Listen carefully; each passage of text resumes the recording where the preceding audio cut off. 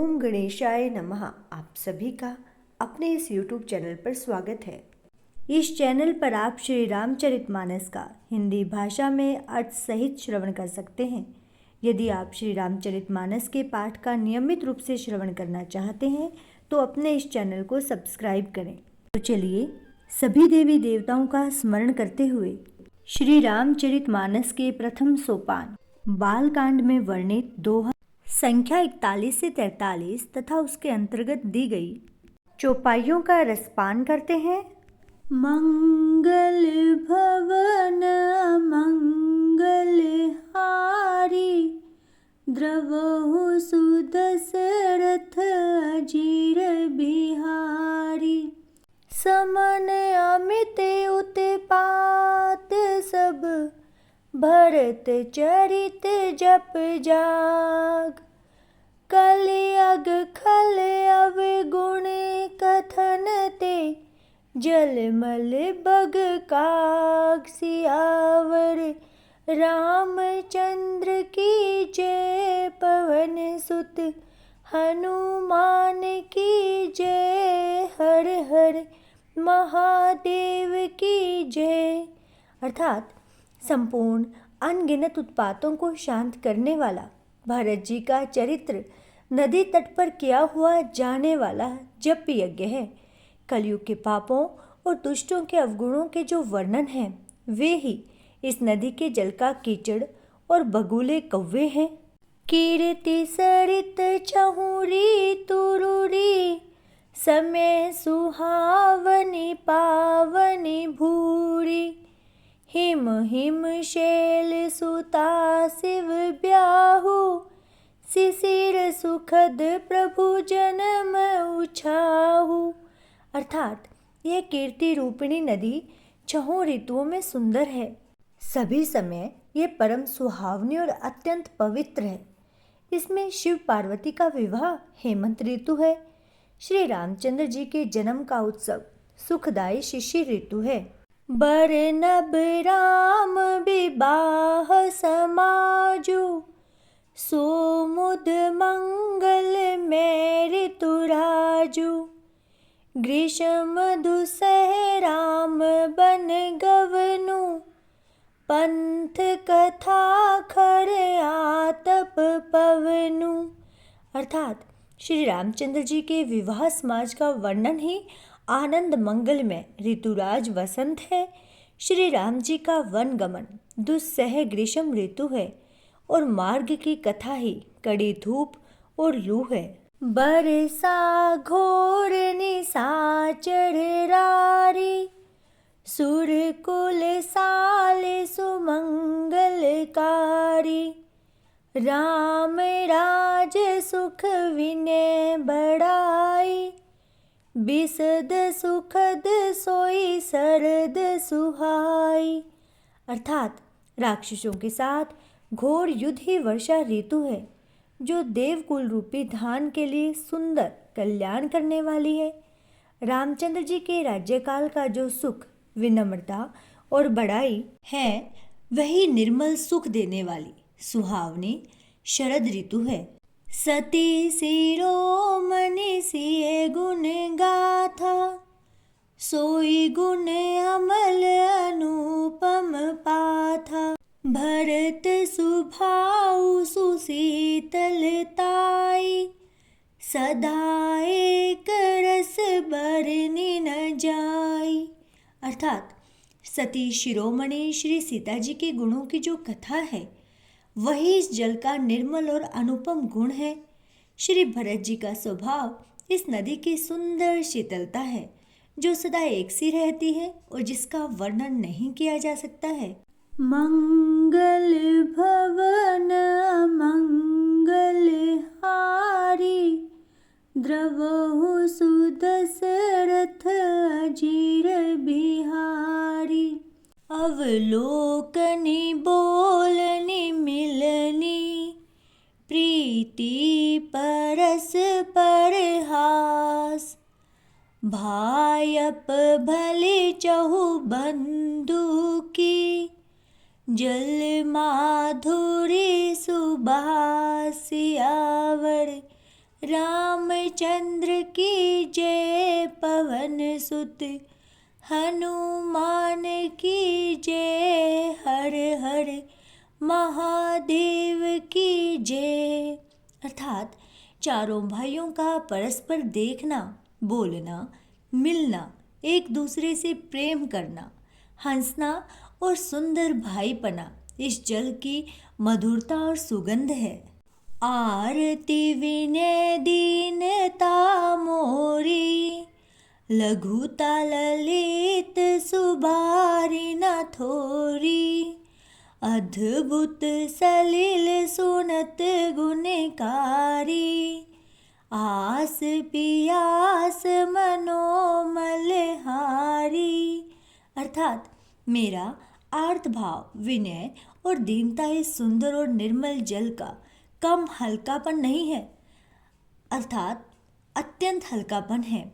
यह जल बड़ा ही अनोखा है, जो सुनने से ही गुण करता है और आशा रूपी प्यास को और मन के मैल को दूर कर देता है।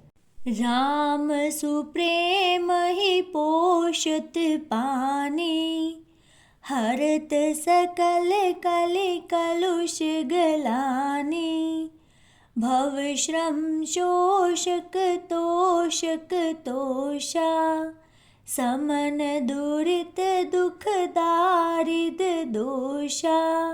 अर्थात यह जल श्री रामचंद्र जी के सुंदर प्रेम को पुष्ट करता है, कलयुग के समस्त पापों और उनसे होने वाली गलानी को हर लेता है, संसार के जन्म मृत्यु रूप श्रम को सोख लेता है, संतोष को भी संतुष्ट करता है और पाप ताप दरिद्रता और दोषों को नष्ट कर देता है।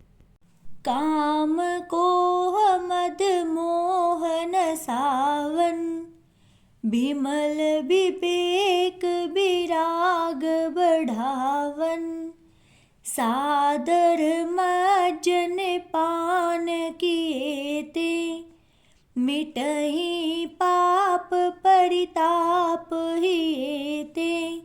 अर्थात ये जल काम क्रोध मद और मोह का नाश करने वाला और निर्मल ज्ञान और वैराग्य को बढ़ाने वाला है। इसमें आदर पूर्वक स्नान करने से और इसे पीने से हृदय में रहने वाले सब पाप ताप मिट जाते हैं। जिन्हें ही बारिन मानस धोए, ते कायर कलिकाल बिगोए, त्रिषित नीर खीर बिकर भव भारी, फिर ही मृग जिमि जीव दुखारी। अर्थात जिन्होंने इस राम सुयश रूपी जल से अपने हृदय को नहीं धोया, वे कायर कलिकाल के द्वारा ठगे गए।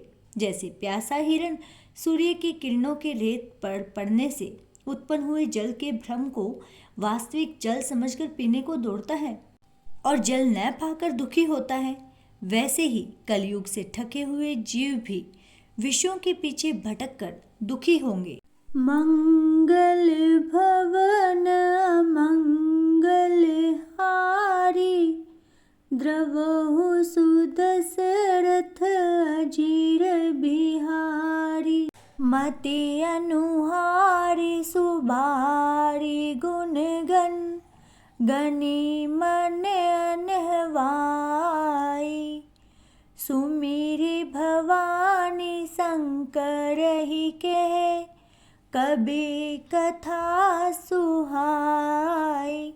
सियावर रामचंद्र की जय, पवन सुत हनुमान की जय, हर हर महादेव की जय।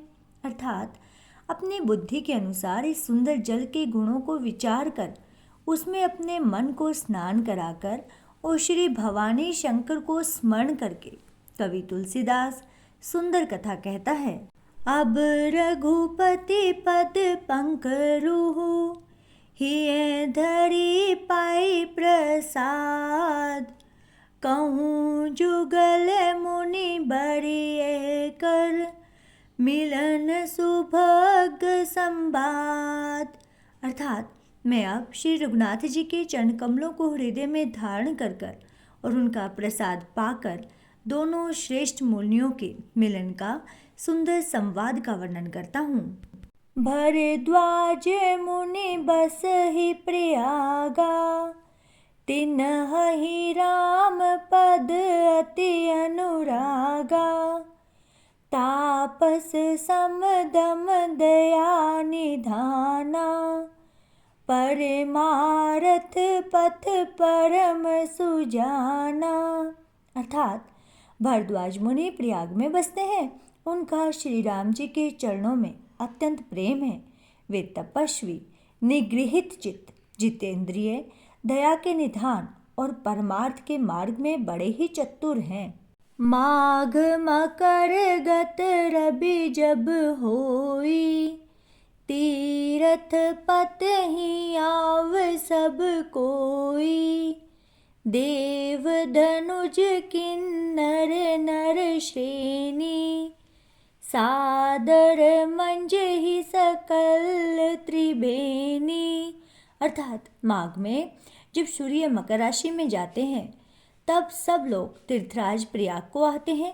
देवता, दैत्य, किन्नर और मनुष्यों के समूह सबादर पूर्वक त्रिवेणी में स्नान करते हैं।